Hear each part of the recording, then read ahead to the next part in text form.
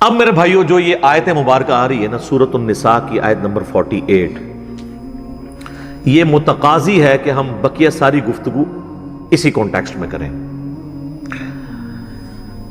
یہ قرآن حکیم کی اگر میں کہوں نا سب سے کریٹیکل آیت ہے تو میرا یہ دعویٰ غلط نہیں ہوگا۔ کائنات کی سب سے بڑی حقیقت کو آشکار کرنے والی یہ آیت مبارکہ ہے تو یہ میرا دعویٰ غلط نہیں ہوگا۔ سورۃ النساء کی آیت نمبر 48 سورۃ النساء میں 2 دفعہ ریپیٹ ہوئی ہے، تھوڑے سے الفاظ کے فرق کے ساتھ۔ ایک 48 نمبر پہ اور اس کے بعد 116 کے اوپر جا کے یہ آیت آئے گی۔ شروع کے الفاظ سیم ہیں، بعد والے جو ہیں وہ تھوڑا سا فرق ہے۔ میں وہ دونوں آیات پڑھ دیتا ہوں اور اس کے اوپر پھر انشاءاللہ تفصیلی ڈسکشن کرتے ہیں۔ پہلے اس آیت مبارکہ کو ہم پڑھ لیں۔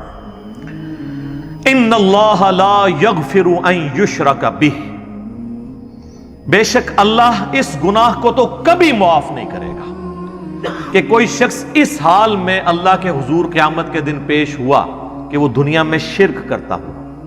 دنیا میں معاف کر دے گا اگر کسی نے معافی مان لی، یہ آخرت کی بات ہو رہی ہے۔ وَيَغْفِرُ مَا دُونَ ذَلِكَ لِمَن يَشَاءُ، اس کے علاوہ جتنے بھی گناہ ہیں جس کے لیے چاہے گا معاف کر دے گا، وہ بھی اوپن لائسنس نہیں ہے، جس کے لیے چاہے گا معاف کر دے گا، لیکن امید ہے کہ وہ قابل معافی ہیں۔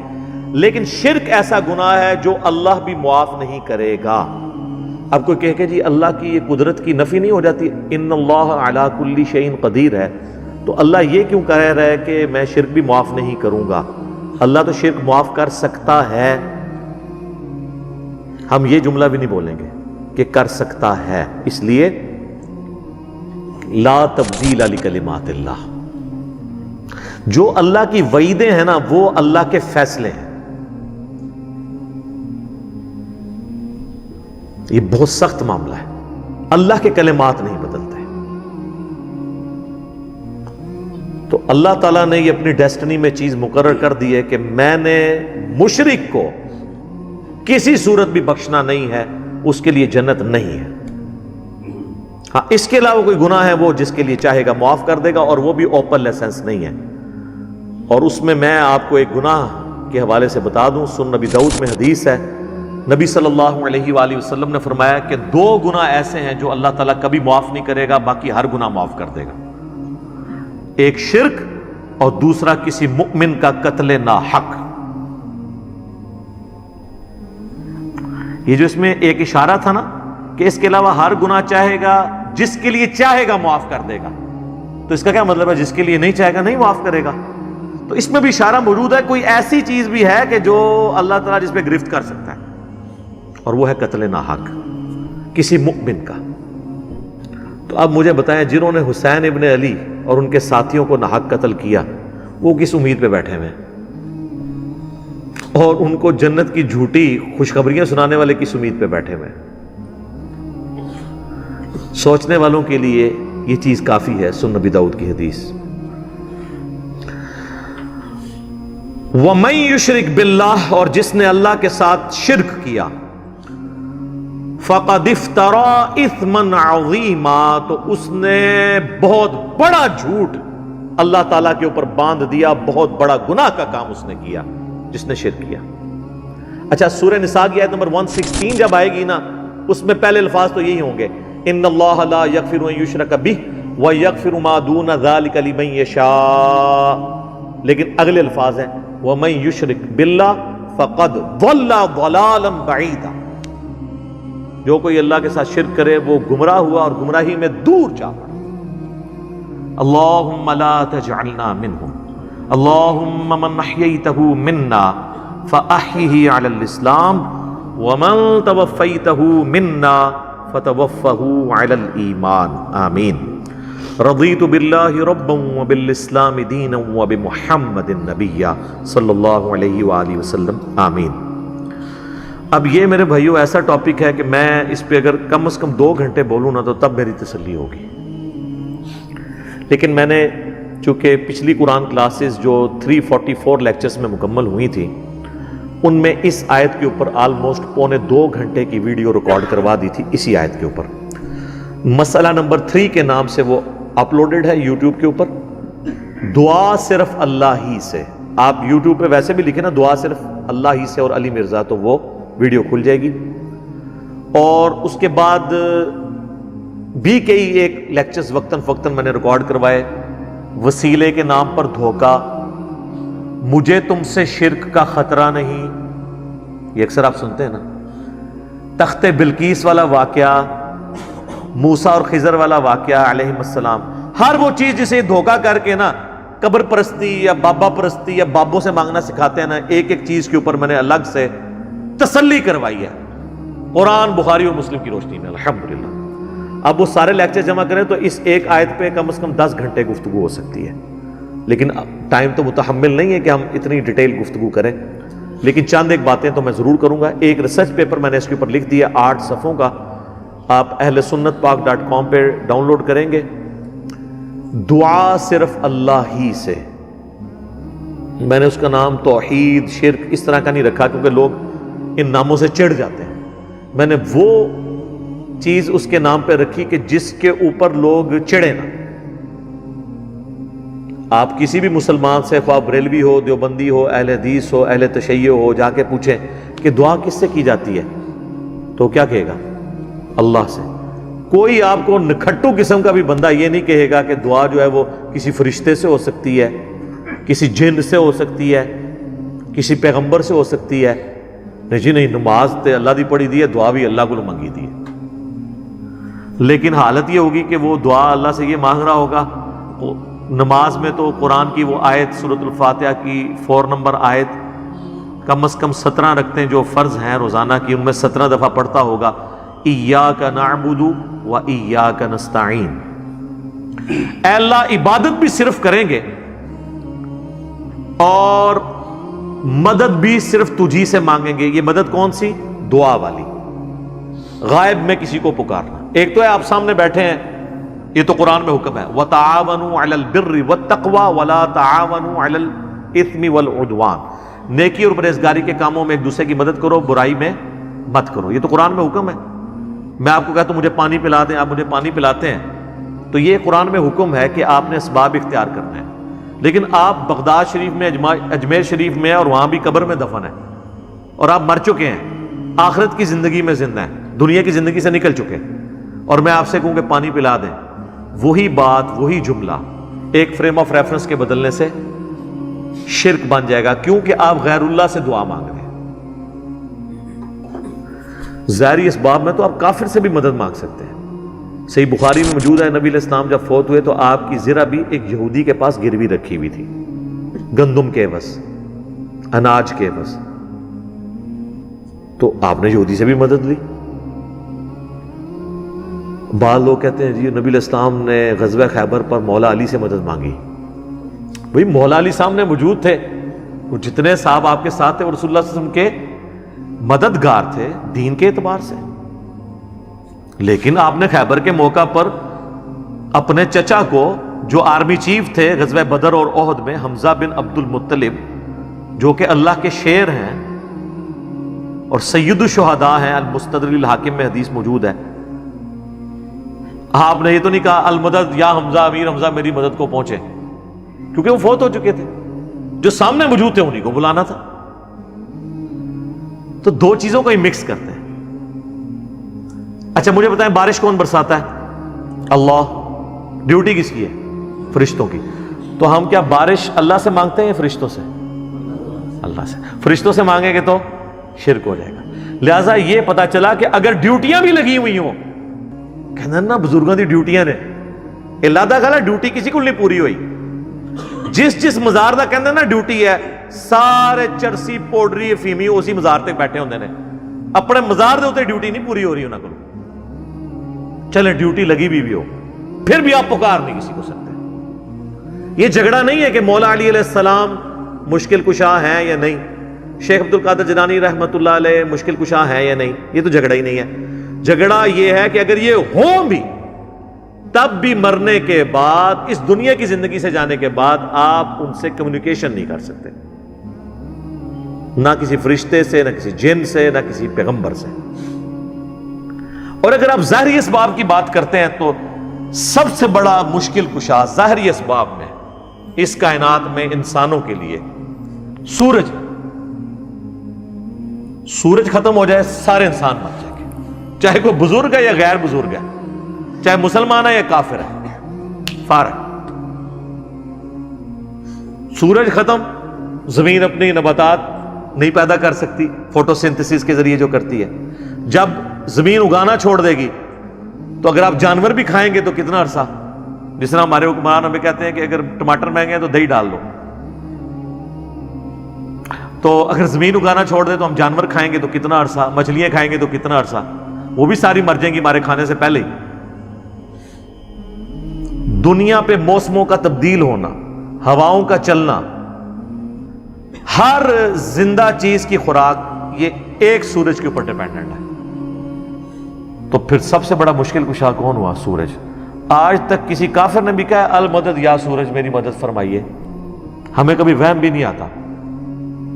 سورج کی برکت سے ہی گلیشیئرز کا پانی پگھل کے دریاؤں میں آتا ہے، زمین کے نیچے بھی دریا چلتے ہیں، زمین کے اوپر بھی، جس پانی سے ہم لوگ زندہ ہیں۔ اور وہ گلیشیئرز تک پانی پہنچنا بھی سورج کی وجہ سے ہے، کیونکہ سورج ویپوریٹ کرتا ہے سمندر کے پانی کو، وہ ہواؤں اور بادلوں کی شکل میں ہم پر بارش کی شکل میں اور پہاڑوں پہ برف کی شکل میں برستی ہے۔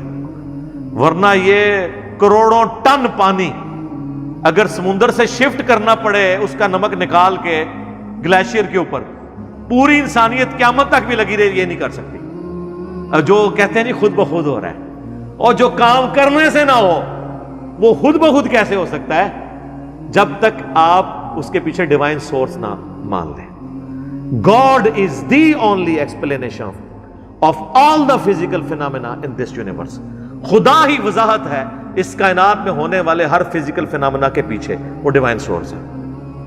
ڈیوٹی لگائی بھی 15 ارب سال سے سورج چل رہا ہے، اس میں فیول کون ڈال رہا ہے؟ اسے کان سے پکڑ کے کون چلا رہا ہے؟ سورج کو خود بھی نہیں پتا کہ وہ کیا کر رہا ہوگا، لیکن سورج کو ہم کیا مشکل کشا مانتے ہیں؟ حالانکہ ساری مشکلیں ہماری وہی حل کر رہا ہے۔ ہم کہتے ہیں سبب ہے، پھر بھی نہیں پکارتے۔ اتنے بڑے سبب کو آپ پکار نہیں رہے تو بابے کدھر سے آگے؟ بابے تو خود آپ کے نذرانوں پہ چلتے ہیں، کھانا کھا لیں تو انہیں ٹوائلٹ کی ضرورت پڑ جاتی ہے، اور جو کوئی کہتا ہے نا میں سمندر، دریا یا زلزلہ روک سکتا ہوں، وہ اپنا پیشاب کو روک کے بتا دے نہیں۔ وہ پچھلے دنوں ایک انڈیا کے وہ مولانا صاحب کی ویڈیو بھی اپلوڈ ہوئی تھی نا، کہ شیخ عبدالقادر جیلانی کی مجلس میں ایک وقت کے بہت بڑے ولی بیٹھے تھے، اس دوران انہیں پیشاب آ گیا اور شدت شدید تھی، تو روک لیتے نا، انہیں خود مان لیا کہ بزرگ نہیں پیشاب روک سکتے۔ وہ کہتے ہیں عبدالقادر جیلانی نے اینڈ جناب چادر سٹی انہوں نے جا کے ڈگی تھے، پھر کسی میدان پہنچ گئے تھے، فارغ ہو کے واپس آئے، تو روک لیندے نا، اس میں الفاظ ہیں، وہ کہتے ہیں وہ بہت بڑے ولی اللہ تھے، پیشاب نہیں رکا، نہیں رک سکتا سر، نہ، انسان بہت کمزور ہے، کھانا نہ کھائے زندہ نہیں رہ سکتا، محتاج ہے۔ سورۃ المائدہ کی آیت نمبر 72 میں آیا عیسیٰ اور ان کی ماں روٹی کے محتاج تھے۔ اگر عیسیٰ اولو العزم پیغمبر محتاج ہیں کھانا کھانے کے، اور ان کی ماں سارے بزرگوں سے بڑی بزرگ ولیہ مریم بنت عمران وہ روٹی کی محتاج ہیں، تو بابوں کی کیا اوقات ہے؟ روٹی کے محتاج ہیں، اور روٹی کھا لیں تو نکالنے کے محتاج، نہ نکلے تو پھر پریشانی۔ سب کچھ اللہ کر رہا ہے، تو میرے بھائی جب یہ اللہ کر رہا ہے، پکارنا اللہ کو ہے، ایاک نعبد و ایاک نستعین۔ یہ ہمارا مین جھگڑا ہے شرک کے حوالے سے۔ ہزاروں باتیں ایک طرف، اصل بات یہ ہے کہ اصل شرک ہوا ہے ایاک نستعین میں۔ عبادت کی کوئی شکل، نماز، روزہ، حج، زکوٰۃ، نذر، نیاز، سب اللہ کے لیے، سب دیتے بھی اللہ کے لیے، بس اصال ثواب کی نیت کرتے ہیں، وہ چھوٹا مسئلہ ہے، ٹھیک ہے، میت کی طرف سے اصال ثواب ہو سکتا ہے، لیکن ایاک نستعین میں مسلمانوں کی اکثریت شرک کر رہی ہوتی ہے۔ اچھا نماز میں نہیں کرتی، نماز میں آج تک کسی نے یا علی مدد یا شیخ عبدالقادر جیلانی مدد نہیں پڑھا، نماز میں کیا پڑھتے ہیں؟ ایاک نعبد و ایاک نستعین۔ تو سر مولا علی بھی نمازوں میں اللہ کو پکارتے تھے، نماز کے بعد بھی اللہ کو پکارتے تھے۔ مولا علی کا ماننے والا وہ ہوگا جو مولا علی کی طرح اللہ ہی کو پکارے، ورنہ مولا علی کا ماننے والا تو وہ نہ ہوا۔ تو یہ آپ دیکھیں کتنی بڑی یہ جرت کا یہ لوگ کام کر رہے ہوتے ہیں. ہم جب سمجھاتے ہیں تو کہتے ہیں آپ گستاخی کر رہے ہیں. سر جب آپ عیسائیوں کو سمجھاتے ہیں نا کہ حضرت عیسیٰ ابن مریم اللہ کے بیٹے نہیں ہیں، تو عیسائی بھی یہی سمجھتے ہیں آپ حضرت عیسیٰ کی گستاخی کر رہے ہیں. اور قرآن میں تو بہت سخت بات آئی ہے. سورہ المائدہ کی آیت نمبر 17 میں لقد کفر الذین قالوا ان اللہ هو المسیح ابن مریم، بے شک وہ لوگ کفر کر رہے ہیں جو یہ کہہ رہے ہیں کہ عیسیٰ ابن مریم ہی اللہ ہیں. اس کے بعد کتنے سخت الفاظ ہیں. قل، اے نبی تم فرماؤ، فمن یملک من اللہ شیئا، اللہ کا کوئی کیا بگاڑ لے گا، ان اراد ان یہلک المسیح ابن مریم وامہ ومن فی الارض جمیعا، کہ اگر اللہ ارادہ کرے کہ عیسیٰ ابن مریم اور ان کی ماں کو اور ساری مخلوق کو ہلاک کر دے، اللہ کا کوئی کیا بگاڑ سکتا ہے. اچھا شرک کیا عیسائیوں نے، مثال دے دی عیسیٰ ابن مریم کی توحید کے لیے، لہذا بابوں کی مثال آئے گی. سر عیسیٰ سے بڑا تو کوئی بابا نہیں ہے. وجیہا فی الدنیا والآخرہ ومن المقربین، سورہ آل عمران آیت نمبر 45. اور 5 اولو العزم پیغمبر جو سورۃ الاحزاب میں سورہ شورى میں آئے، محمد رسول اللہ، ابراہیم علیہ السلام، موسیٰ علیہ السلام، نوح علیہ السلام اور عیسیٰ علیہ السلام، ان میں سے ایک ہے عیسیٰ ابن مریم. اور اللہ فرما رہا ہے اللہ کا کوئی کیا بگاڑ لے گا اگر اللہ عیسیٰ اور اس کی ماں اور سب لوگوں کو ہلاک کر دے. وَلِلَّهِ مُلْكُ السَّمَاوَاتِ وَالْأَرْضِ، بادشاہت تو آسمان اور زمین کی اللہ کی ہے. وَمَا بَيْنَهُمَا، اور جو کچھ اس کے درمیان ہے اس کا مالک بھی اللہ ہے. يَخْلُقُ مَا يَشَاءُ، جو چاہتا ہے پیدا کرتا ہے. عیسیٰ کو بھی اس نے پیدا کیا، یہ اس کی مخلوق ہے. That's all، جس طرح اور مخلوقات ہیں. وَاللَّهُ عَلَى كُلِّ شَيْءٍ قَدِيرٌ، اور اللہ تعالیٰ ہر چیز کے اوپر قادر ہے. سر کس لیول پہ جا کے آپ کو اللہ سمجھائے، کس لیول کے اوپر جا کے. توحید کا معاملہ بہت سینسٹیو ہے. میں اکثر ایک جملہ بولتا ہوں، شرک is the most sensitive issue in the sight of Allah. Allah کے حضور شرک سے زیادہ کوئی حساس معاملہ نہیں ہے. اس لیے تو یہ آیت آئی ہے کہ اللہ نے ہر گناہ معاف کر دینا لیکن یہ معاف نہیں کرنا. لیکن سر ایک خوشخبری بھی ہے.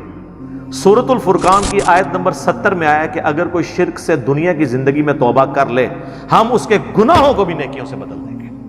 سبحان اللہ وبحمدہ، سبحان اللہ وبحمدہ، سبحان اللہ العظیم، عدد خلقہ ورضا نفسہ وزنۃ عرشہ ومداد کلماتہ. یعنی اللہ اس کو یہ بھی لکھے گا کہ اتنا عرصہ تو نے شرک کیا ہے، ہن پہلے اینے سال نیکیاں کر، تو ایڈا گاڑا گناہ سی، انہوں ختم کرنے ٹائم چاہیے. اللہ کہتا ہے تو توبہ کر لے، میں اس گناہ کو بھی نیکی کے برابر تول لوں گا، ایک بار میری طرف آ جا. صحیح مسلم میں حدیث ہے اور جامعہ ترمذی میں بھی، اے میرے بندے اگر تو اتنے گناہ کر لے کہ آسمان تک پہنچ جائیں اور صرف ایک دفعہ مجھ سے معافی مانگ لے، میں تیری توبہ قبول کر لوں گا. اور اے میرے بندے اگر تو زمین و آسمان گناہوں کے بھر کے قیامت والے دن میرے پاس آیا لیکن تو نے ایک گناہ نہ کیا ہوا اور وہ ہے مجھ سے کے ساتھ کسی کو شریک ٹھہرانا، تو میں اس قدر مغفرت کے ساتھ اس سے ملاقات کر لوں گا اگر تو نے شرک نہ کیا ہوا. بس یہ گارنٹی دے. ایک تو موٹا موٹا شرک ہے نا، ویسے تو خواہش نفس کو بھی شرک کہا گیا. افرائیت من اتخذ الہہ ہوا، بھلا اس شخص کو دیکھا جس نے اپنی خواہش نفس کو اپنا خدا بنا لیا. وہ بھی چھوٹا شرک تو ہے. فجر کے وقت اذان کی آواز سن کے مسجد میں نہ جانا اور اپنے نفس کی پیروی کرنا، یہ بھی شرک کی ایک فارم ہے. اسی لیے ابراہیم علیہ السلام کو سب سے بڑی جو ڈگری قرآن میں اللہ نے دی ہے نا، وہ کیا ہے؟ وما کان من المشرکین، وہ مشرک نہیں تھے. عام بندہ کہتا ہے یار یہ کون سی ڈگری ہے، مشرک تو میں بھی نہیں ہوں. نا سر نا، ابراہیم علیہ السلام دی توحید اور تے تہاڈی میری توحید اور. وہ ہر طرح کے شرک سے آزاد ہو چکے تھے. سر اس سے بڑی کیا بات ہوگی. اللہ نے قرآن پاک میں فرمایا کہ سورۃ البقرہ میں کہ جب جب ابراہیم کو اس کے رب نے آزمایا تب تب وہ آزمائش میں پورا اترا. اور سورۃ النجم میں فرمایا ابراہیم وہ ہے جو ہم سے وفا کرنے والا ہے. اور سورہ الصافات میں آیا کہ ہم نے اسے اتنی بڑی آزمائش میں ڈالا کہ اس کے بچے کی قربانی کا اسے حکم دیا تو وہ تیار ہو گیا اس کے لیے. تو انہوں نے بیٹے کو بھی اللہ کے مقابلے پہ کھڑے نہیں ہونے دیا، اس لیے کہا گیا وما کان من المشرکین. یہ کوئی چھوٹی ڈگری نہیں، بہت بڑی ڈگری ہے. تو شرک کا معاملہ بہت سینسٹیو ہے. یہ صحیح مسلم کی میں نے آپ کو حدیث بتائی. ایک اور حدیث ہے صحیح مسلم کے اندر ہی کہ نبی علیہ السلام جب شب معراج گئے تو اللہ تعالیٰ نے ان کو 3 تحفے دیے.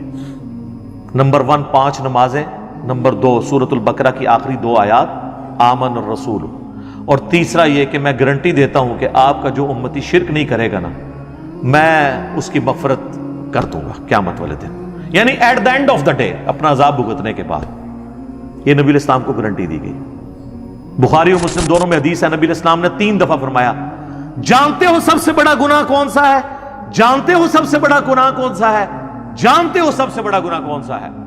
صحابہ نے کہا یا رسول اللہ اور اس کا رسول بہتر جانتے ہیں. آپ فرمایا کیا میں تمہیں بتا نہ دوں؟ تمہیں بتا نہ دوں؟ بتا نہ دوں؟ کہ یا رسول اللہ بتائیں. فرمایا اللہ کے ساتھ شرک کرنا. اور ایک اور حدیث ہے بخاری اور مسلم کی، اس میں بھی یہی الفاظ ہیں، لیکن اس میں الفاظ ہیں کہ تم اللہ کے ساتھ شرک کرتے ہو حالانکہ اس نے تمہیں پیدا کیا ہے. پیدا کرنے والا اور پیدا ہوا برابر نہیں ہو سکتے. سر اللہ ہی ہے جو پیدا کرنے والا ہے، باقی سب پیدا ہوئے ہیں، تو وہ اللہ کے مقابلے میں کیسے آ سکتے ہیں؟ نیور، کبھی نہیں آ سکتے. صحیح بخاری اور مسلم میں ایک اور حدیث ہے، معاذ ابن جبل کہتے ہیں کہ میں نبی علیہ السلام کے پیچھے ایک دفعہ سواری پہ گدھے پہ بیٹھا تھا، آپ کے اور میرے درمیان بس ایک پالان کی لکڑی تھی، یعنی آپ علیہ السلام نے اپنے پیچھے وہ ایک چھوٹی سی لکڑی رکھی ہوئی تھی کمر کو سپورٹ دینے کے لیے. اب وہ یہ نقشہ اس لیے کھینچ رہے تھے اپنا رسول اللہ سے قرب بتانے کے لیے کہ میری خوش نصیبی ہے کہ حضور گدھے پہ بیٹھے ہیں آگے، اور میرے اور نبی علیہ السلام کے درمیان صرف ایک لکڑی کی وہ پالان کی ڈنڈی ہے لکڑی کی. سر آپ ذرا خوش نصیبی کا لیول دیکھیں. اور نبی علیہ السلام سواری پہ مجھ سے ارشاد فرماتے ہیں معاذ، تو کہتے ہیں میں نے کہا یا رسول اللہ حاضر ہوں، حکم کیجئے. پھر حضور نے دوسری دفعہ کہا اے معاذ، پھر انہوں نے کہا یا رسول اللہ میں حاضر ہوں، تیسری دفعہ بھی اس طرح کہا. پھر حضور نے، یعنی یہ اس لیے آپ کرتے تھے کہ کسی کو اٹینٹیو کریں کہ میں آپ کو بہت بڑی بات کرنے لگا. تو میں معاذ جانتے ہو کہ اللہ کا اپنے بندوں پہ کیا حق ہے؟ کہ رسول اللہ اور اس کا رسول بہتر جانتے ہیں. فرمایا کہ اللہ کا اپنے بندوں پہ یہ حق ہے کہ وہ صرف اسی کی عبادت کریں اور اس کے ساتھ کسی کو شریک نہ ٹھہرائیں. تو پھر نبی علیہ السلام خاموش ہو گئے، سواری تھوڑی آگے گئی. پھر آپ نے کہا معاذ کہ یا رسول اللہ حاضر، لبیک یا رسول اللہ، یہ الفاظ ہیں، یا رسول اللہ حاضر ہوں. پھر کہا معاذ لبیک یا رسول اللہ، 3 دفعہ. پھر جانتے ہو جو بندہ یہ کر لے کہ وہ شرک نہ کرے اور اللہ کی ہی عبادت کرے، اس بندے کا اپنے رب پہ کیا حق ہے؟ ہائے ہائے ہائے، بندے کا کیا حق ہو سکتا ہے؟ بندے کی کیا اوقات ہے؟ لیکن اللہ نے انسان کو یہ عزت دی ہے کہ جو شرک نہیں کرتا اور صرف اس کی بات کرتا ہے، وہ پھر اللہ پہ حق رکھتا ہے کہ ایسے بندے کو اللہ عذاب نہ دے اور قیامت والے دن بخش دے.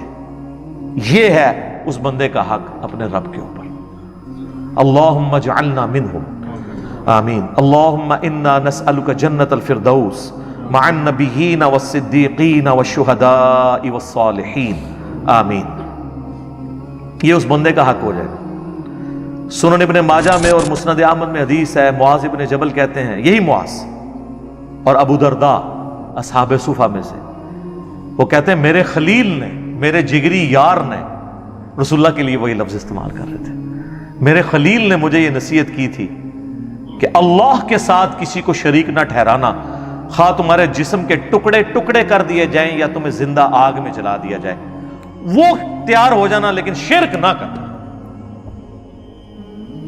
اچھا مسلمان بڑے کانفیڈنٹ ہیں، وہ کہتے ہیں نہیں ہم تو کوئی بھی شرک نہیں کرتا، شرک سے مک گیا جی، وہ میری ذرا ویڈیو پہ موقع ہے ایک قبروں تے آ کے ہندو پہ سجدے کر دینے. علی اللہ جو شیعہ کا ایک گروہ ہے نصیریہ شام میں، وہ کوئی ہندوؤں میں سے نکلا ہوا ہے؟ شیعہ میں سے نکلا ہے نا. اور سنیوں میں سے جو فرقہ قادیانیوں کا نکلا ہے، یہ رسول اللہ کے ساتھ شرک نہیں کر رہے ہیں کہ انہوں نے ایک جھوٹی نبوت کلیم کر دی ہے؟ یہ کوئی آسمان سے تو نہیں نازل ہوئے، یہ پہلے حنفی تھا نا غلام احمد قادیانی دجال. تو اگر شرک ختم ہو چکا ہے تو یہ کہاں سے ٹپک پڑے ہیں؟ پھر تصوف میں حلولیہ، جو اللہ کے لیے حلول کا عقیدہ رکھتے ہیں، کشف المعجوب میں علی بن عثمان حجویری نے خود لکھا ہے کہ وہ گمراہ لوگ ہیں جو کہتے ہیں اللہ ہمارے اندر آ جاتا ہے، تو یہ شرک کر رہے ہیں۔ تو شرک اگر ختم ہوا ہوتا تو یہ سب لوگ ویسے ہی لکھتے رہے۔ یہ بہت سینسٹیو معاملہ ہے، تو اس میں بنیادی بات وہی ہے، ایاک نعبد و ایاک نستعین۔ اچھا، حالانکہ یہ اللہ سے مدد مانگنا بھی عبادت ہی ہے، لیکن رسول اللہ صلی اللہ علیہ وآلہ وسلم نے اور اللہ تعالیٰ نے اس کو الگ سے مینشن کیا ہے۔ اللہ نے تو کیا نا، ایاک نعبد و ایاک نستعین، حالانکہ نعبدو میں دعا شامل تھی، لیکن اللہ کو پتا تھا زیادہ شرک اس میں ہونا ہے، اس لیے مزید اس کو نکھارتے ہوئے علیحدہ کر دیا کہ دعا بھی صرف اسی سے کرنی ہے۔ ہو سکتا ہے عبادت کی وجہ سے لوگ کہتے ہیں سیدھے اللہ دی نماز پڑھنا ہے نا جی، جب ہم سب جاتے ہیں کہ یار دعا بھی اللہ سے کرنی ہے تو کہتے ہیں نہیں یہ جو حکم ہے عبادت ہے، لیکن اللہ نے اس کو علیحدہ کیا، نستعین۔ اور جامعہ ترمذی میں حدیث ہے، نبی اسلام نے فرمایا الدعاء هو العبادہ، دعا ہی عبادت ہے، یعنی عبادت کی اعلیٰ شکل کیا ہے؟ دعا، ایاک نستعین۔ پھر آپ نے کہا کہ اللہ بھی تو قرآن میں فرماتا ہے، نبی اسلام نے اپنی بات کی دلیل میں قرآن کی آیت پڑھی سورہ المؤمن کی، جسے سورہ غافر بھی کہتے ہیں، آیت نمبر 60 ادعونی استجب لکم، اے میرے بندو مجھ سے مانگو میں تمہاری دعا کو قبول کروں گا، ان الذین یستکبرون عن عبادتی سیدخلون جہنم داخرین، اے میرے بندو مجھ سے مانگو میں تمہاری دعا قبول کروں گا، بے شک جو لوگ مجھ سے دعا کرنے میں تکبر کرتے ہیں اور مجھ سے نہیں مانگتے، میں انہیں ذلیل و خوار کر کے دوزخ میں داخل کروں گا۔ یعنی اللہ تعالیٰ فرما رہا ہے، ذکر ہوا کہ مجھ سے دعا کرو میں قبول کروں گا، اور اسی آیت میں کہہ دیا کہ جو میری عبادت سے تکبر کرتے ہیں انہیں میں ذلیل و خوار کروں گا۔ یعنی دعا کو خود عبادت کہا اللہ نے، اور رسول اللہ صلی اللہ علیہ وسلم نے اس کو مزید ایکسپلین کر دیا اپنی اس حدیث سے، الدعاء هو العبادہ، اور ساتھ یہ آیت پڑھ دی۔ اب آپ کو کس طرح اور سمجھائیں کہ نبی الاسلام کس طرح کھول کھول کے باتوں کو ارشاد فرمایا کرتے تھے۔ ایک تو وہ آیت ہے سورۃ الانعام کی آیت نمبر 88، جس میں اللہ تعالیٰ نے آلموسٹ بائی نیم 18 انبیاء کے نام، ایگزیکٹلی 18 انبیاء کے نام ذکر کیے ہیں۔ قرآن میں انبیاء کرام کے ناموں کا سب سے بڑا گلدستہ جو ہے نا وہ سورۃ الانعام کی وہ آیت ہے 88 نمبر، اور اس کے ساتھ ایڈجسنٹ، تو 88 آیت میں جا کر 18 انبیاء کا بائی نیم ذکر کر کے آخر میں اللہ تعالیٰ نے اپنا فتویٰ سنایا، وَلَوْ أَشْرَكُوا لَحَبِطَ عَنْهُمْ مَا كَانُوا يَعْمَلُونَ، اگر یہ بھی شرک کرتے ہوتے تو ہم ان کے بھی سارے اعمال برباد کر دیتے۔ اس سے زیادہ آپ کا رب، میرا رب آپ کو کیسے سمجھائے کہ شرک is the most sensitive issue in the sight of Allah. اچھا، اور دوسری آیت جو اسپیسیفکلی ہمارے محبوب صلی اللہ علیہ وآلہ وسلم کے لیے آئی، سورہ الزمر کی آیت نمبر 65، وَلَقَدْ أُوحِيَ إِلَيْكَ وَإِلَى الَّذِينَ مِن قَبْلِكَ لَإِنْ أَشْرَكْتَ لَيَحْبَطَنَّ عَمَلُكَ وَلَتَكُونَنَّ مِنَ الْخَاسِرِينَ، اے نبی تم فرماؤ میری طرف بھی اور مجھ سے پہلے تمام انبیاء کی طرف یہ ایک کانٹے کی بات وہی کی گئی تھی کہ بالفرض اگر تم نے بھی شرک کیا تمہارے اعمال بھی سارے برباد کر دیے جائیں گے اور تم خسارہ پانے والوں میں سے ہو جاؤ گے، سارے انبیاء۔ اور ظاہر ہے کہ انبیاء کے ذریعے امتوں کو بھی۔ اور پھر سر جس شان سے عیسیٰ ابن مریم کا خطبہ آیا نا جی سورہ المائدہ کی آیت نمبر 72 میں، چونکہ اس وقت انسانیت میں سب سے بڑا شرک بت پرستی کے نام پہ نہیں ہے، ایک پیغمبر کے نام پہ کھڑا ہوا ہے۔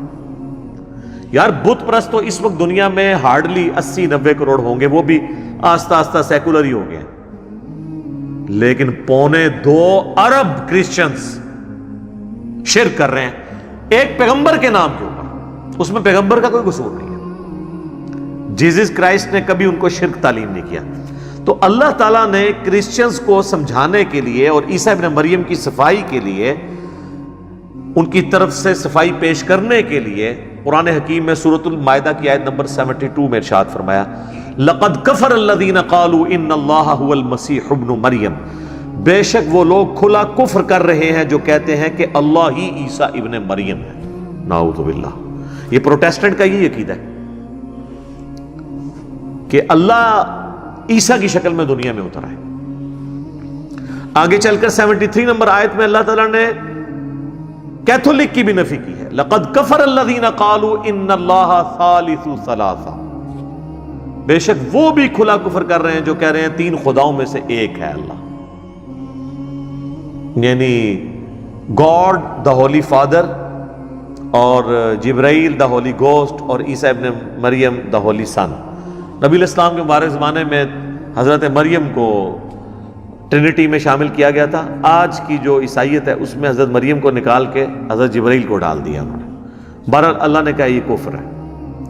وہ جو 72 نمبر آیت ہے نا، لقد کفر الذین قالوا ان اللہ هو المسیح ابن مریم، اس میں اللہ تعالیٰ نے اس کے بعد ہی اسی آیت میں فرمایا وقال المسیح، جبکہ عیسیٰ مسیح تو کہا کرتے تھے یا بنی اسرائیل، اے اولاد یعقوب، اسرائیل علیہ السلام کی اولاد، اعبدوا اللہ ربی و ربکم، عبادت کرو اس رب کی جو میرا بھی رب ہے اور تمہارا بھی رب ہے. انہ من یشرک باللہ، بے شک جس نے اللہ کے ساتھ شرک کیا، انہ من یشرک باللہ فقد حرم اللہ علیہ الجنہ ومأواہ النار وما للظالمین من انصار. ایسے شخص پہ اللہ نے جنت حرام کر دی ہے اور اس کا قیامت کے دن ٹھکانہ آگ ہوگا اور وہاں اس کا کوئی مددگار نہیں ہوگا. حتیٰ کہ صحیح بخاری اور صحیح مسلم دونوں میں یہ حدیث ہے. اللہ کے محبوب صلی اللہ علیہ وآلہ وسلم ارشاد فرماتے ہیں کہ اللہ تعالیٰ نے ہر پیغمبر کو ایک ایسی دعا دی تھی جو مقبول دعا تھی، وہ اس نے اس دنیا میں ہی مانگ لی اللہ سے. اسی دعا کے اگینسٹ آپ کو پتہ ہے حضرت نوح علیہ السلام نے عذاب مانگ لیا تھا اللہ تعالیٰ سے اپنی قوم کے اگینسٹ، اور میں نے وہ اپنی دعا سنبھال کر رکھی ہے قیامت والے دن کے لیے، اور اس دعا کے ذریعے میں اپنے امتیوں کی شفاعت کروں گا. صلاۃ بر محمد وآل محمد، اللہم صلی علی محمد وعلی آل محمد. میری شفاعت سے میرے ہر امتی کو نفع پہنچے گا سوائے اس شخص کے کہ جس نے دنیا میں اللہ کے ساتھ کسی قسم کا شرک کیا ہوا. ہر ایک کو شفاعت پہنچے گی. بہرحال اب یہ چیزیں تو بالکل واضح تھیں، لیکن علماء سو نے عوام کو ایسے دھوکے دیے کہ آج تک عوام ان دھوکوں سے باہر نہیں نکل رہی. کبھی وسیلہ اور توسل کے نام کے اوپر، جس کی جائز صورتیں بہت ساری ہیں، استعانت کا مسئلہ غیر اللہ کو مدد کے لیے پکارنا ثابت کیا. کبھی بہانہ کیا عطائی کا اور ذاتی کا. کبھی فرق ڈالا مستقل بذات کا اور غیر مستقل بذات کا. یہ سب کہانیاں ڈالی جو میں نے وقتاً فوقتاً مختلف ویڈیوز کے اندر کور کی ہیں، اور یہ ریسرچ پیپر آپ پڑھ لیں گے تو آپ کو بہت کچھ انشاءاللہ تعالی پتہ چل جائے گا اس حوالے سے. اسی لیے میں کہتا ہوں کہ قرآن حکیم کا وہی معنی معتبر ہے جو پہلی دفعہ کوئی غیر مسلم پڑھ کے اس کا معنی لے. مسلمان کا پڑھا ہوا معتبر نہیں ہوگا، ورنہ میرے بھائیوں ہزاروں مفسرین ہیں جو قرآن کی تفسیریں لکھ کے مر گئے ہیں، ان کی اپنی تو ہی ٹھیک نہیں ہوئی ہے. کیونکہ مکھی پہ مکھی مارتے رہے، اپنے بزرگوں سے سنا اسی طریقے سے آگے ٹریول کیا. آپ ایمانداری سے مجھے بتائیں، آج میں اگر کسی گورے کے سامنے یہ سٹیٹمنٹ رکھوں ایاک نعبد و ایاک نستعین، اے اللہ ہم تیری ہی عبادت کرتے ہیں، تیری ہی عبادت کریں گے، کیونکہ مضارع کا صیغہ ہے، تجھ سے مدد مانگتے ہیں، تجھی سے مدد مانگیں گے، یعنی دعا، تجھ سے دعا کرتے ہیں، تجھی سے کریں گے. اور آپ اس کو کہیں کہ اس سے کسی بابے کو پکارنا کیا ثابت ہوتا ہے، تو وہ بھی آپ کو کہے گا یار یہ تو بالکل واضح ہے کہ تیری ہی، تو اس کے بعد تو کوئی اور دوسرے کی نفی ہو جائے گی. لیکن آپ پاکستان کی کروڑوں عوام کو منوا کے بتائیں، قرآن کے پہلے صفحے کا ٹیسٹ پاس کرنے کے لیے تیار نہیں ہے، اور ایسے ایسے بہانے آپ کے سامنے رکھیں گے جو کسی کے دماغ میں بھی نہیں آئیں گے. اور اسی لیے پھر وہ آپ کو کہ قرآن ڈائریکٹ نہیں پڑھنا چاہیے، بندہ گمراہ ہو جاتا ہے. ظاہر ہے تو قرآن کیا کہ کتابیں گمراہی ہے، نعوذ باللہ، یہ تو عقیدہ ہی کفر ہے.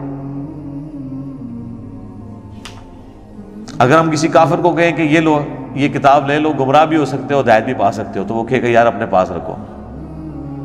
لیکن قرآن تو کہتا ہے سورہ البقرہ 185 ہدی للناس وبینات من الہدی والفرقان، پوری انسانیت کے لیے ہدایت ہے اور روشن دلائل ہے، حق اور باطل میں تمیز کرنے والی کتاب الفرقان ہے۔ وہ جو آیا یضل بہ کثیرا ویہدی بہ کثیرا، وہ تو بات ہی کچھ اور تھی۔ وہ اللہ نے فرمایا جو اہل ایمان ہے، جو بات ماننے والے ہیں، وہ قرآن پر عمل کر کے ہدایت پا لیتے ہیں، اور جو نہیں ماننے والے وہ اس پہ اعتراض نکالتے ہیں کہ اللہ نے اس کے اندر جو ہے وہ سورۃ العنکبوت میں کیوں مثال بیان کی ہے مکڑی کی، اور مکھی کی سورۃ الحج میں کیوں بیان کی۔ تو اللہ فرماتا ہے ہم تو اس بات سے حیا محسوس نہیں کرتے کہ ہم مچھر کی مثال بیان کریں یا اس سے کسی حقیر چیز کی، ہمارا مقصد بات سمجھانا ہے۔ اور جو اہل حق ہیں وہ اس کو قبول کرتے ہیں، اور جو بال کی کھال اتارنے والے ہیں وہ اس کے ذریعے سے اور بدکتے ہیں، چونکہ انہوں نے بات ماننی نہیں، اس لیے گمراہ ہوتے ہیں۔ وما يضل به الا الفاسقین، یہ اگر کسی کا عقیدہ ہے نا جی قرآن لوگوں کو گمراہ کرتا ہے تو وہ پکا کافر ہے، اس کے کفر میں شک کرنے والا بھی کافر ہے، لیکن غیر محسوس طریقے سے یہی کر رہے ہیں۔ کوئی یہودی عیسائی میں آ کے کہ قرآن و حدیث ڈائریکٹ نہ پڑھنا گمراہ ہو جاؤ گے، ہم کہتے ہیں لعنتی اللہ کے دشمن۔ لیکن وہی یہودی یا کوئی نامختون جس کے ختنے نہیں ہوئے ہوئے ہندو، خوبصورت سی داڑھی رکھ کر پگڑی پہن کے ممبر پر 25-25 سال تک مفتی اعظم بن کے کسی ملک کے اندر جمعے پڑھاتا رہے اور لوگوں کو کہتا رہے کہ جی قرآن و حدیث ڈائریکٹ نہ پڑھنا تم گمراہ ہو جاؤ گے، نیچے والے سارے سبحان اللہ پڑھتے رہتے ہیں۔ اسی وقت کوئی یہودی چڑھ کے کہ تو سارے کہتے ہیں لعنتی اٹھ تو قرآن حدیث کا دشمن۔ لیکن یہ جو دشمن ہے یہ آپ کو نظر ہی نہیں آتا۔ ہاں پاکستان میں کتنے مفتی نہیں پکڑے گئے ہیں یہ ضرب عضب اور رد الفساد میں، جن کے خطرے بھی نہیں ہوئے ہیں، ہندو ایجنٹ ہیں انڈیا کے۔ اور میں اکثر سوچتا ہوں ان مفتیوں کی وجہ سے کتنے نمازیوں نے دوسرے نمازیوں کے ساتھ جھگڑا بھی کیا ہوگا کہ یار تمہیں تمیز نہیں مفتی صاحب سے بات کرنے کی، کاش اس وقت انہوں نے خطرے چیک کیے ہوتے تو یہاں تک مسئلہ ہی نہ جاتا۔ ہم یہ کہتے ہیں بزرگوں کے خطرے چیک کرو۔ خطرے اس لیے کہ پاکستان میں خطرے چیک ہوتے ہیں، جو علماء فساد بچا رہے ہوتے ہیں تو اکثر کے نہیں نکلتے ہیں، وہ پتہ چلتا ہے کہ ایجنٹ ہے۔ پرانوں کے تو اب ہم نہیں کر سکتے کیونکہ فوت ہو چکے ہیں۔ تو میرا خیال ہے یہ حکومت لیول پہ یہ علماء کو ڈگری دیتے وقت نا یہ بھی ایک بیچ میں ٹیسٹ ایڈ کرنا چاہیے۔ ویسے آپ کو پتہ نہیں فوج میں بھی جب بھرتی ہوتی ہے نا تو باقاعدہ اس میں مکمل میڈیکل ٹیسٹ ہوتا ہے، تو علماء کے میڈیکل ٹیسٹ میں بھی یہ ختنے ضرور دیکھنے چاہیے۔ اب یہ نہ ہو کہ آندھا سے وہ ختنے کروا کے ایجنٹ لانچ کر دے، پھر اور طریقے، پھر اگلا طریقہ آپ کو اس وقت ہم ہی بتائیں گے آپ کو کہ اب اس کو کیسے چیک کرنا ہے۔ آپ نے پکڑے جائیں گے انشاءاللہ، جاتے کہیں نہیں ہیں۔ تو یہ اتنا سینسٹیو معاملہ ہے اور یہ اس طرح دھوکے دیتے ہیں، لیکن غیر مسلم جب پہلی دفعہ پڑھے گا وہ کہے گا یار واضح لکھا ہے یار، عبادت بھی اللہ کی، دعا بھی اللہ سے مانگنی ہے۔ اب میں آپ کو ٹائم تھوڑا ہی رہ گیا، 4 واقعات ایسے بتاتا ہوں اپنی زندگی میں توحید کے حوالے سے۔ باتیں تو کرنے کو بہت ہیں، میں اگلی بھی پوری کلاس اس پہ کر سکتا ہوں لیکن وہ پھر بہت لمبا ہو جائے گا ٹاپک۔ بہرحال یہ آلموسٹ 2010 کی بات ہے جب ہم نے نئی نئی اکیڈمی بنائی۔ اس وقت تو ہم چند ایک لوگ ہی تھے، اور کبھی کبھار کوئی ہمارے دوستوں میں سے کسی کو پکڑ کے بھی لے آتا تھا کہ جی ان کے ساتھ آپ علمی کوئی مجادلہ کر لیں، جسے مناظرہ کہتے ہیں علماء۔ تو وہ ایک دفعہ ایک بھائی ایک شیعہ ذاکر کو لے کے آ گئے اور موضوع طے پایا یا علی مدد کے اوپر۔ بھئی ہمیں لبیک یا رسول اللہ، لبیک یا حسین، لبیک یا علی کہنے سے کوئی ہمیں چڑ نہیں ہے، محبت کے اظہار میں آپ کر لیں، لیکن ونس آپ ان کو مدد کے لیے پکاریں گے تو ہم کہیں گے ایاک نعبد و ایاک نستعین کی وائلیشن ہو گئی ہے۔ یہ ہمارا اختلاف ہے۔ ہمارا یہ جھگڑا نہیں ہے کہ مولا علی مشکل کشا آج کی ڈیٹ میں بھی ہیں یا نہیں، اپنی مبارک زندگی میں تو تھے، ظاہر ہے خیبر اکھاڑا انہوں نے، لیکن آج کی ڈیٹ کے اندر جب بندہ دنیا سے چلا گیا تو آپ اس کو نہیں پکار سکتے۔ یہ جھگڑا نہیں ہے، اختیار ہے یعنی فرشتوں کے ذریعے اللہ بارش برساتا ہے، لیکن ہم بارش اگر فرشتوں سے مانگیں گے مشرک ہو جائیں گے۔ سورج کے ذریعے سارا دنیا کا نظام چل رہا ہے اس کی روشنی کی وجہ سے، لیکن ہم المدد یا سورج کہیں گے تو مشرک ہو جائیں گے، کیونکہ ہم اسباب کو پکار نہیں سکتے۔ اسباب صرف اختیار کرنے ہیں، اور وہ بھی ظاہر ہے وہی کریں گے جو سامنے موجود ہے، اس کا قرآن میں حکم موجود ہے۔ وَتَعَاوَنُوا عَلَى الْبِرِّ وَالتَّقْوَى وَلَا تَعَاوَنُوا عَلَى الْإِثْمِ وَالْعُدْوَانِ، نیکی اور پرہیزگاری کے کاموں میں ایک دوسرے کی مدد کرو اور برائی کے کاموں میں ایک دوسرے کی مدد نہ کرو، ظاہری اسباب ہے۔ بہرحال وہی رٹے رٹائے ان کے وہ جو ہوتے ہیں لیم ایکسکیوزز، وہ آلریڈی ہم نے ریسرچ پیپر کے اندر ڈالے ہوئے ہیں۔ تو وہ آئے تو وہ کہتے ہیں جی غیر اللہ سے مدد مانگنا آپ کس طرح شرک کہتے ہیں؟ میں نے کہا ہم کہتے ہیں غیر اللہ سے مدد جو سامنے ہے آپ لے سکتے ہیں، نہ ہم غیر اللہ کو پکارنے کو شرک کہتے ہیں، نہ ہم یہ کہتے ہیں کہ کوئی شخص دور سے نہیں سن سکتا، اللہ چاہے تو سنا سکتا ہے۔ حضرت سلیمان علیہ السلام کو کیڑی کی آواز سنوا دی تھی، ہمیں تو کوئی حرج نہیں ہے۔ یہ جھگڑا نہیں ہے کہ دور سے کوئی سن نہیں سکتا یا کسی کو یا کہہ کے پکار نہیں سکتے۔ نماز میں ہم پڑھتے ہیں السلام علیکہ ایھا النبی، بخاری مسلم میں حدیث ہے، جب تم یہ پڑھو گے السلام علینا وعلی عباد اللہ الصالحین تو اللہ تعالیٰ زمین و اسمان میں ہر نیک بندہ تمہارے سلام پہنچا دے گا۔ یا رسول اللہ کہہ کے کوئی سلام بھی پڑھتا رہے، اللہ پہنچا دیتا ہے۔ جھگڑا یہ کہ مدد کے لیے کسی کو نہیں پکارنا، وہ ہے ایاک نعبد و ایاک نستعین۔ کہتا ہے جی قرآن میں لکھا ہے کہ غیر اللہ سے مدد مانگے، میں نے کہا کہاں لکھا ہے؟ کہتا ہے واستعینوا بالصبر والصلاۃ۔ میں نے کہا یہ تو تم نے کبھی مانگی نہیں ہوگی خود بھی، اس کا مطلب ہے المدد یا نماز، المدد یا صبر۔ سوچ میں پڑ گیا، میں نے کہا اگلا حصہ پڑھو ان اللہ مع الصابرین، بے شک اللہ صبر کرنے والوں کے ساتھ ہے۔ اسی طریقے سے جو ان کے ہیں بہانے وہ کرتا ہے، میں بتانا شروع کہتا ہے جی میں بڑے مولانا کو فون کرتا ہوں، آغا کو فون کرتا ہوں۔ آغا کو ملایا نا، پھر آغا کے ساتھ جو اس نے کی نا، سپیکر میں کیا آن کر آغا دی میں بھی سنا پھر کیا ہوتی ہے۔ وہ آغا نے بھی پہلے یہی آیت پڑھی واستعینوا بالصبر والصلاۃ، وہ کہندا آغا یہ جو کہڑی غیر اللہ دی مدد ثابت ہوندی ہے، حالانکہ تھوڑی دیر پہلے وہ بھی اس سے ثابت کر رہا تھا۔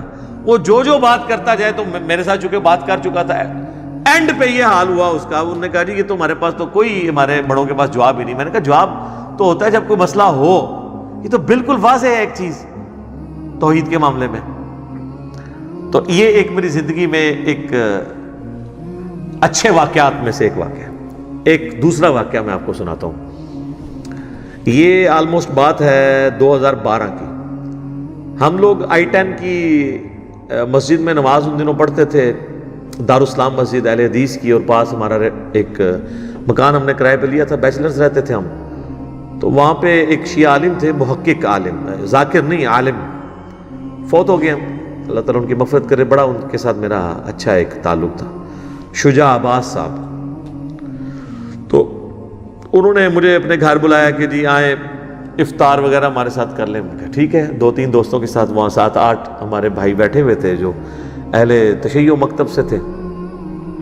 تو کہنے لگے جی صاحب آپ بڑی مدلل گفتگو کرتے ہیں اور توحید کے معاملے میں آپ کے ساتھ ایگری کرتا ہوں، میں بھی صرف اللہ ہی کو پکارتا ہوں، لیکن آپ یہ نہ کہا کریں کہ یا علی مدد شرک ہے، آپ یہ کہا کریں کہ یہ بھی جائز ہے لیکن بہتر ہے کہ اللہ کو پکارا جائے۔ میں نے کہا یار توحید کے اوپر تو کمپرومائز نہیں ہو سکتا۔ حسین ابن علی نے گردن کٹائی ہے تو توحید کے لیے، ہمارے محبوب صلی اللہ علیہ وآلہ وسلم نے اگر تکلیف اٹھائی ہیں اور سارے نبیوں نے، وہ توحید کو اسٹیبلش کرنے کے لیے۔ تو میں نے کہا یہ واضح ہے ایاک نعبد و ایاک نستعین۔ تو کہتے ہیں جی اس میں تو ہے کہ تیری عبادت کرتے ہیں، تجھی سے مدد مانگتے ہیں، یہ تو نہیں ہے کہ کسی اور سے نہیں مانگتے۔ دیکھیں ایک پڑھے لکھے بندے کو زیب دیتا ہے کہ جب تجھ سے ہی کا یہ مطلب، میں نے خیر for the sake of argument میں نے کہا ایگری کرتا ہوں آپ کے ساتھ۔ میں نے کہا میرے بھائی قرآن لے کے آئے، اور میں نے کہا یہ آپ کی جو آڈینس ہے نا، آپ کے اسٹوڈنٹس جو بیٹھے ہیں ادھر، یہ فیصلہ کریں گے۔ میں آپ کو قرآن سے ایک آیت ایسی نکال دیتا ہوں جس میں لکھا ہے کہ اور کسی سے نہیں مانگنا۔ کہتے ہیں کدھر لکھا ہے؟ میں نے کہا لائیں آپ۔ وہ لے کے میں نے کہا جناب سورہ نمل کھولیں، پارہ نمبر 20 کا پہلا صفحہ نکالیں اور اس میں آیت نمبر 62 آپ پڑھیں۔ اعوذ باللہ من الشیطان الرجیم، بسم اللہ الرحمن الرحیم۔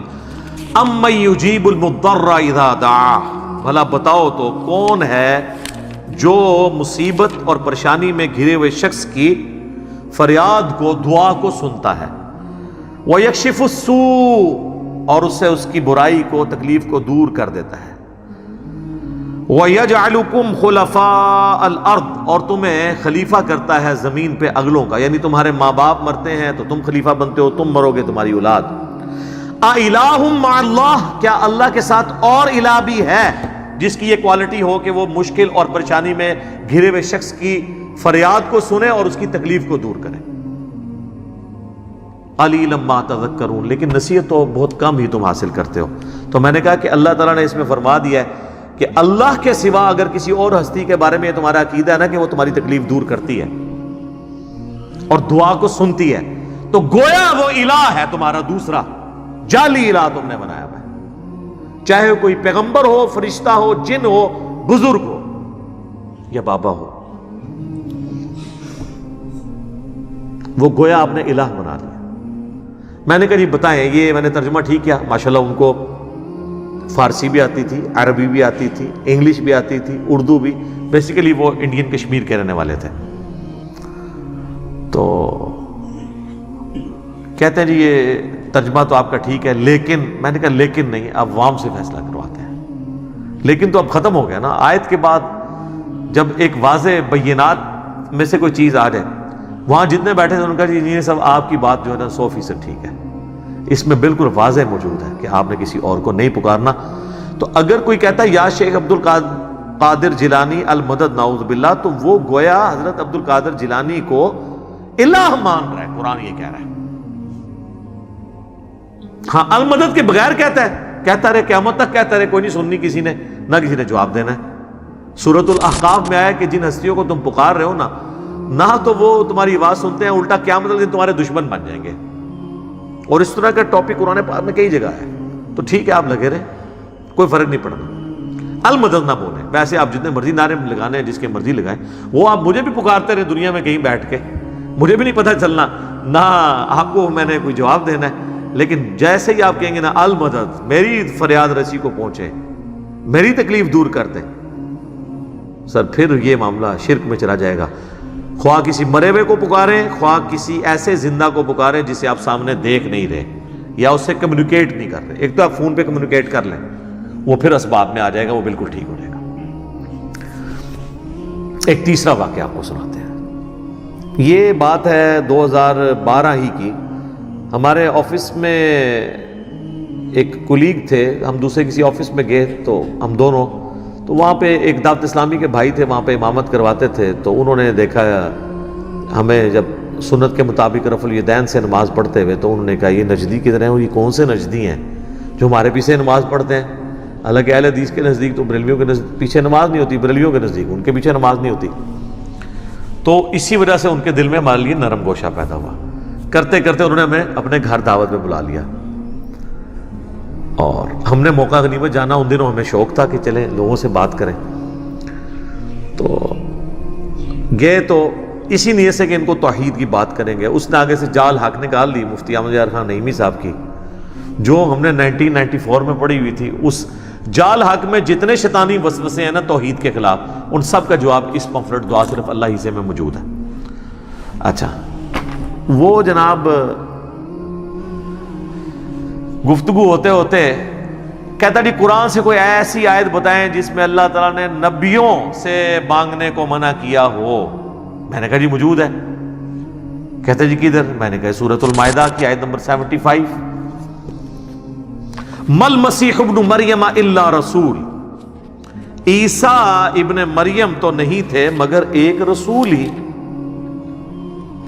قد خلت من قبلہ الرسل، اور ان سے پہلے بھی کئی رسول گزرے ہیں. وَأُمُّهُ صِدِّيقَةٌ، اور ان کی ماں سچی عورت تھی. بیٹا اولو العزم پیغمبر، 5 پیغمبروں میں سے محمد رسول اللہ، ابراہیم خلیل اللہ، موسیٰ کلیم اللہ، اور نوح صفی اللہ، اور عیسیٰ روح اللہ. یہ 5 اولو العزم پیغمبر ہیں جو سورہ الشورى اور سورۃ الاحزاب میں اللہ نے بتائے ہیں. کوئی پیغمبر ان کے لیول کا نہیں ہے. ان میں سے ایک عیسیٰ ابن مریم ہے، اولو العزم پیغمبر. اور ماں اولیاء کی سردار، پیغمبر کی ماں. کون سا ولی اس کا مقابلہ کر سکتا ہے؟ جس کو اللہ تعالیٰ نے چن لیا، آل عمران کو، ان کے نام پہ صورت ہے. ان کے والدہ نے منت مانی تھی نا کہ مجھے ایک بیٹا ملے تو ہیکل سلمانی، ٹیمپل آف سلیمان کی خدمت کے لیے میں اسے وہاں کے لیے وقف کر دوں گی، وہ مجاور ہوگا وہاں کا، اور وہ درگاہ چلائے گا. درگاہ یعنی یہ وہ پیری مریدی والی درگاہ نہیں، توحید والی. جس طرح ہماری بھی یہ دار ارقم ہے، ہم اسے اکیڈمی بھی کہتے ہیں، اور یہ ہماری خانقاہ بھی ہے جہاں پہ ہم توحید کی دعوت پیش کرتے ہیں. تو لیکن وہ بیٹی پیدا ہوئی، اللہ نے کہا کہ کوئی بیٹا بھی اس بیٹی جیسا نہیں ہوگا جو ہم نے تجھے بیٹی دی ہے، کیوں کہ اس سے آگے اولاد کو ہم، اور حضرت مریم خود جان والوں کے لیے نشانی بنی ہے کیونکہ وہ بغیر خاوند کے ان کو اولاد ہوئی ہے، اس حوالے سے حضرت مریم خود بھی ایک پوری انسانیت کے لیے نشانی ہے اللہ کی، پیغمبر نہیں تھی لیکن بہت بڑی اللہ کی نشانی ہے۔ یہ تین ہی بندے ہیں، حضرت آدم، سیدہ مریم اور عیسیٰ ابن مریم، جن کے ساتھ یہ یونیک کیس ہے۔ آدم کے نہ ماں نہ باپ، اور حضرت مریم کو بغیر خاوند کے اولاد، اور حضرت عیسیٰ علیہ السلام کی ماں تھی، باپ کوئی نہیں تھا۔ اس حوالے سے ان تینوں کی کوئی اور آپ مثال نہیں پیش کر سکتے۔ تو دونوں آگے اللہ فرماتا ہے کانا یاکلان الطعام، دونوں کھانا کھانے کے محتاج تھے۔ میں نے کہا دیکھ لو، اللہ تعالیٰ کہہ رہا ہے وہ بھی محتاج تھے، اور کس کے؟ روٹی کے۔ اب آپ نے کہنا ہے پیغمبر روٹی کا محتاج ہو گیا، پھر روٹی کا مرتبہ زیادہ ہو گیا، یہی کہانیاں کرا دینا۔ اچھا جی، وہ اگر چڑیا اڑ سکتی ہے تو بزرگ کیوں نہیں اڑ سکتے؟ تو اڑے نا یار، دکھائیں اڑ کے۔ تو اگلی بات ہے کہ بزرگوں کے ماننے والے تو چڑیا سے افضل ہے نا، اشرف المخلوقات ہے نا، تو ماننے والے کو اڑ کے دکھا دے تو ہم کہہ دیں گے ٹھیک ہے، ورنہ آپ چڑیا سے بھی گئے گزرے ہیں، چڑیا اڑ سکتی ہے۔ یار چڑیا کو اللہ نے کیپیبلٹی دی ہے، انسان کو نہیں دی ہے، اس سے افضلیت غیر افضلیت کا کیا فرق پڑتا ہے؟ تو اللہ فرماتا ہے روٹی کھانے کے محتاج سے۔ انظر کیف نبین لهم الآیات، تم دیکھو ہم اپنی آیات کس طرح کھول کر بیان کرتے ہیں۔ ثم انظر، پھر تم ان کی طرف دیکھو، انا یؤفکون، یہ کہاں گرے جاتے ہیں۔ اللہ فرماتا ہے اس سے زیادہ میں کیسے سمجھاؤں کہ روٹی کا محتاج کوئی ہو اور اس کو یہ مشکل کشا بنائے بیٹھے ہیں۔ دیکھو ہم آیات کھول کے بیان کرتے ہیں اور ان کا گیر الٹا ہی لگا ہوا ہے۔ اگلی بات، قل اتعبدون من دون اللہ، اے نبی ان کرسچن سے کہو اللہ کو چھوڑ کر عیسیٰ اور ان کی ماں، ان کو تم ان کی عبادت کر رہے ہو۔ ما لا یملک لکم ضرا ولا نفعا، جو نہ مالک ہیں تمہارے کسی نقصان کے نہ کسی نفع کے۔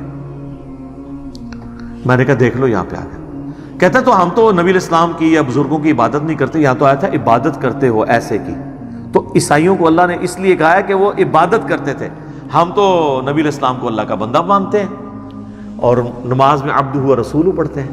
میں نے کہا نا، پرانیاں گلاں، پرانے بہانے، پرانے بزرگ، اگے پڑھ، ما لا یملک لکم ضرا ولا نفعا، عیسیٰ اور ان کی ماں نہ تمہارے کسی نفع کے مالک ہے نہ نقصان کے۔ میں نے کہا عبادت کرنا چھوڑ، نہ کر عبادت۔ اللہ تو یہ کہہ رہا ہے کہ عیسیٰ مشکل کشا ہے ہی نہیں، ان کی ماں ہے ہی نہیں، نہ وہ کسی کو نفع دے سکتے ہیں نہ نقصان۔ ساتھ ہی چپ کر گیا وہ بندہ، کیوں کہ جال حق میں صرف پہلے وسوسے کا جواب تھا، دوسرے کا ان کے پاس بھی نہیں تھا، اس لیے اس نے بڑے کانفیڈنس سے جواب دے دیا کہ میں فوراً کہہ، اور میں پہلے ہی سوچ رہا تھا کہ جب میں آیت پڑھوں گا تو آگے یہ کہے گا۔ سر مجھ سے زیادہ کون بریلوی جانتا ہے، 31 سال تھوڑا شرک پھیلایا ہم نے، لیکن آپ دیکھ لیں حضرت عمر 6ویں نمبر پہ آئے ہیں، یعنی مسلمان ہوئے 6 سال بعد 40ویں نمبر پہ ترقی کر کے دوسرے نمبر تک پہنچ گئے۔ تو 6 سال تک مسلمان نہیں ہوئے، لیکن جب بات سمجھ آئی ہے نا، پھر جناب آپ دیکھ لیں، پھر انہوں نے لحاظ نہیں کیا کسی کا۔ تو میں نے کہا دیکھ، ایک تو یہ مسئلہ حل ہوا، اور دوسرا دیکھ تجھے یہ پٹی پڑھائی گئی تھی کہ بت من دون اللہ ہوتے ہیں اور اولیاء اللہ اور انبیاء کو ہم من دون اللہ نہیں کہہ سکتے۔ تو دیکھ یہاں پہ اللہ نے عیسیٰ اور ان کی ماں کو بھی کہا ہے قل اتعبدون من دون اللہ، اللہ کو چھوڑ کر یہ ہستیاں۔ تو من دون اللہ پیغمبر بھی ہو سکتے ہیں جب کہ ان کو اللہ کے مقابلے پر کھڑا کیا جائے۔ اچھا اس میں پیغمبروں کا قصور نہیں ہے، ویسے ہم بھی مانتے ہیں کہ وہ اللہ کی پارٹی ہیں، حزب اللہ ہیں پیغمبر، اور جو شیاطین ہیں وہ اور ان کے فالورز وہ حزب الشیطان ہیں، ان معنوں میں وہ اللہ کی پارٹی ہیں۔ لیکن جب توحید کا معاملہ آئے گا نا، پھر جو پیغمبر بھی سامنے کھڑا کیا جائے گا نا، تو پھر اللہ تعالیٰ اس چیز کا بھی لحاظ نہیں کرے گا۔ اور سورۃ المائدہ کی آپ آیت نمبر 17 میں دیکھیں نا، اللہ تعالیٰ فرماتا ہے لقد کفر الذین قالوا ان اللہ هو المسیح ابن مریم، بے شک وہ کفر کر رہے ہیں جو کہہ رہے ہیں کہ عیسیٰ ابن مریم ہی اللہ ہیں۔ قل فمن یملک من اللہ شیئا، اے نبی تم فرماؤ کہ اللہ کا کوئی کیا بگاڑ لے گا، ان اراد ان یہلک المسیح ابن مریم، اگر اللہ ہلاک کر دے عیسیٰ ابن مریم کو وَأُمُّهُ اور اس کی ماں کو وَمَن فِي الْأَرْضِ جَمِيعًا اور جتنے زمین میں آباد ہیں سب کو موت دے دے. موت بھی نہیں، موت پھر بھی تھوڑا سوفسٹیکیٹڈ لفظ تھا، ہلاک کر دے. یعنی تم کہہ رہے ہو عیسیٰ اللہ ہے، تو اللہ چاہے تو عیسیٰ کو ہلاک کر دے. اچھا غصہ عیسائیوں پہ ہے اور ذکر کس کا ہو رہا ہے؟ تو وہ مولانا اسحاق رحمہ اللہ کی بات مجھے یاد آئی. وہ اکثر کہتے تھے او پائی جدو توحید بیان کریں گے گستاخی آپ ہی ہو جاتی ہے آٹومیٹیکلی. جدو توحید بیان ہوئے گی، جب توحید بیان ہوگی تو گستاخی آٹومیٹیکلی ہو جائے گی. یہاں پہ دیکھ لیں اللہ نے توحید بیان کی ہے اور ان کے زوم میں گستاخی آٹومیٹیکلی ہو گئی ہے. غصہ تھا عیسائیوں پر، اللہ نے کہہ دیا اگر اللہ عیسیٰ کو ہلاک کر دے، اس کی ماں کو، سب کو، اللہ کا کوئی کیا بگاڑ سکتا ہے؟ اس کا فیصلہ ہے. غصہ عیسائیوں پہ، لیکن ظاہر ہے جب پیغمبروں کو اللہ کے مقابلے پہ کھڑا کیا جائے گا پھر اور کوئی ذریعہ نہیں ہے سمجھانے کا. ان سے ہوتا تو یہ کہتے یار یہ کس طریقے سے گفتگو ہو رہی ہے. وَلِلَّهِ مُلْكُ السَّمَاوَاتِ وَالْأَرْضِ اور اللہ ہی کے لیے ہے بادشاہت آسمانوں کی اور زمین کی، وَمَا بَيْنَهُمَا اور جو کچھ ان کے درمیان ہے. يَخْلُقُ مَا يَشَاءُ وہ جو چاہتا ہے پیدا کرتا ہے. ہائے ہائے، اللہ نے کہا وہ جو مرضی پیدا کرے. عیسیٰ بھی ایک اس کا بندہ ہے، اس نے پیدا کر دیا. اربوں مخلوقات اس نے پیدا کی ہیں، اس میں سے ایک عیسیٰ بھی ہے. جو چاہتا ہے پیدا کرتا ہے. وَاللَّهُ عَلَىٰ كُلِّ شَيْءٍ قَدِيرٌ اللہ تعالیٰ ہر چیز کے اوپر قادر ہے. بہرحال یہ پھر جو ہمارے بریلوی بھائی تھے نا یہ بھی لاجواب ہوئے. یہ آپ کو میں نے تیسرا واقعہ سنایا. چوتھا سنیں. 2017 کی بات ہے، انڈیا سے ہماری اکیڈمی میں فون آیا. ان دنوں ہمارے عثمان بھائی فون سنتے تھے، سارے کام اکیلے یہ کر رہے ہوتے تھے. تو انہوں نے مجھے بتایا جی اس طرح انڈیا سے ایک فون آیا ہے ایک مفتی صاحب کا، اور وہ منظر الاسلام بریلی میں جو اعلیٰ حضرت کا مزار کے اوپر مدرسہ بنا ہے جس کے نام سے دنیا میں بریلویت پھیلی. جس طرح 1867 میں دیوبند مدرسہ بنا، یہ 1896 میں بنا منظر الاسلام بریلی. تو وہاں سے کال آئی ہے ایک عالم دین کی، اور وہ کہتے ہیں جی میں نے علی بھائی سے بات کرنی ہے، وہ میرے محسن ہے، اور میں عموماً کوشش کرتا تھا کہ آخری درجے تک فون نہ ہی سنوں. لیکن یہ جب انہوں نے کہا نہیں بریلی سے ہے اور عالم ہے اور بات کرنا چاہتے ہیں، عالم ہیں مفتی ہیں، میں نے کہا جی کرائیں بات. انہوں نے خیر ان کو ٹائم دے دیا اگلے دن کا. تو میں عثمان بھائی کے محلے میں جا کے میں نے عشاء کی نماز ان کے ساتھ پڑھی. عشاء کی نماز کے بعد فون آ گیا ان کا. اتنی دعائیں دے رہے تھے وہ، اور کہتے ہیں کہ میں یعنی سینکڑوں سٹوڈنٹس کا استاد ہوں اور میں مدرسے میں پڑھاتا رہا ہوں اور میں نے منزل اسلام سے ڈگری لی ہوئی ہے. آپ کے ایک پمفلٹ نے مجھے مسلمان کر دیا صحیح معنوں میں. میں نے کہا کون سا؟ کہتے ہیں دعا صرف اللہ ہی سے. میں نے کہا یہ آپ نے؟ کہتے ہیں وہ آپ کا میں نے کلپ ایک سنا تھا، اس میں آپ کہہ رہے تھے کہ یہ آپ پڑھیں، تو میں نے ڈاؤن لوڈ کر کے اسے پڑھا تو مجھے پتا چلا کہ سب سے بڑے شرک کے نمبرداری دنیا میں آپ ہے. عالم ہو کر کہتا ہے کہ میں نے پھر اکتفا نہیں کیا. کہتا ہے میں نے 30-35 علماء کو اپنے گھر کھانے پہ بلایا اور کہا کہ ایک ضروری بات ڈسکس کرنی ہے. ان کے سامنے میں نے پمفلٹ شروع سے لے کے آخر تک پڑھ دیا. جس طرح کہ حضرت جعفر طیار نے نجاشی کے دربار میں سورہ مریم پڑھ کے تو توحید بیان کی تھی. اب یہ پمفلٹ جب کو پورا سن لے 8 صفحے ہیں تو جتنی چلاکیاں ان کے بڑوں نے ان کو سکھائی ہوئی تھی اور اس طرح ایمان سن جی میں وڈے مندر ہیں وہ ساری ختم ہو گئی. کہتے جب پمفلٹ ختم ہوا میں نے کہا جی کوئی کوشچن کسی بندے کا توحید کے حوالے سے غیر اللہ سے استعانت کے مسئلے میں؟ تو سارے علماء نے اپنا سر پھینک لیا. انہوں نے کہا یہ جو کچھ اس نے لکھا ہے نا اس بات کا کوئی جواب ممکن نہیں ہے. تو انہوں نے کہا یار پھر ہمیں، تو وہ کہنے لگے پھر کہ اعلیٰ حضرت کو بات کیوں نہیں سمجھ آئی؟ ہائے ہائے سبحان اللہ. ابو جہل ابو الحکم کہا جاتا تھا، نبی علیہ السلام کی بات اسے سمجھ نہیں آئی ہے. ابو جہل تو ہم اسے کہتے ہیں نا بعد میں کہ وہ جہالت کے باپ، ورنہ وہ سب سے بڑا حکیم تھا. جس طرح ہم کہتے ہیں ڈاکٹر اقبال کو حکیم الامت، تھنکر، تھنک ٹینک، فیصلے بڑے بڑے پنچایت جو ہوتے تھے بیٹھتی تھی پنچایتیں جنہیں ہم کہتے ہیں بڑے بڑے جرگے، ان کے وہ فیصلے کرتا تھا ابو الحکم. ابو جہل اس لیے کہا گیا کہ یار اس کو نہیں بات سمجھے، اتنا سیانہ بنتا تھا. اور اس کے غلام سمیہ اور یاسر، عمار ابن یاسر کے ماں باپ، ان کو بات سمجھ آ گئی. یہ تو اللہ کے فیصلے. تو کہتا میں نے کہا یار اعلیٰ حضرت کو چھوڑو.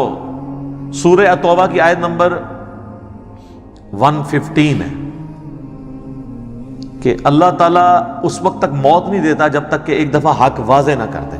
ہر شخص کی زندگی میں یہ موقع آنا ہے. تو تم پہ آئے، تم قبول کرو. تو وہ لاجواب تو ہو گئے، لیکن آئیں بائیں شائع کرنا شروع ہو گئے. انہوں نے کہا یار اگر ہم یہ کریں گے تو یہ تو ہمیں یہاں سے نکال دیں گے، اور ہمارا تو ہمیں کون مسجد میں رکھے گا. اہل حدیث کے پاس جائیں گے وہ بھی ہمیں قبول نہیں کریں گے. سب سے بڑا مسئلہ یہی ہے. اچھا خیر، وہ بڑا کہہ رہا تھا کہ یہ بہت زبردست چیز ہے اور ہم یہاں پہ دعوت کا کام کر رہے ہیں. مجھے صرف ایک کوشچن کا آنسر نہیں مل رہا تھا کہ بھئی اس کو کیسے ہدایت مل گئی.